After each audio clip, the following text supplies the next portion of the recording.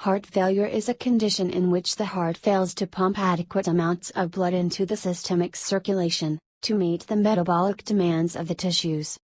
Depending upon the cause, heart failure may be classified to low output failure or high output failure.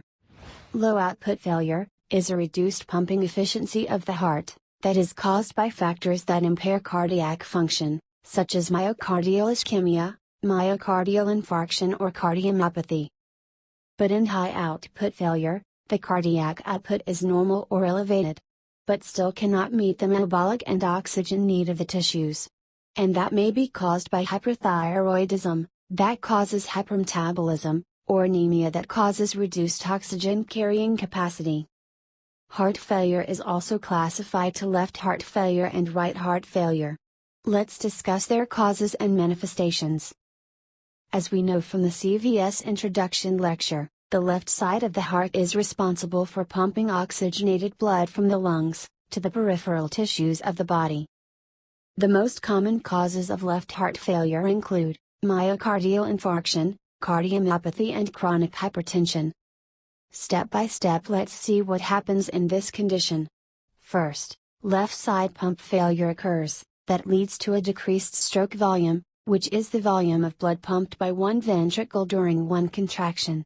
So increase the amount of blood that fills the left ventricle during relaxation, which is called left ventricular and diastolic volume.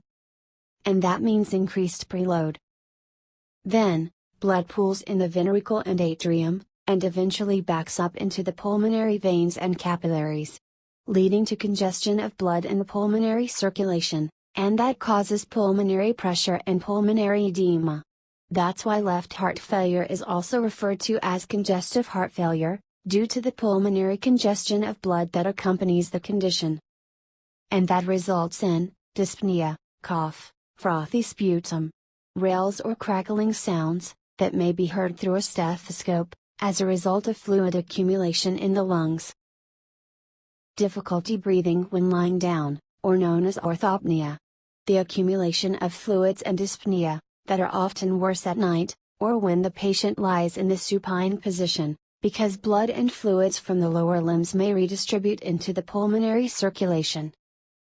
Poor perfusion of systemic circulation that may lead to cyanosis. Generalized fatigue and muscle weakness.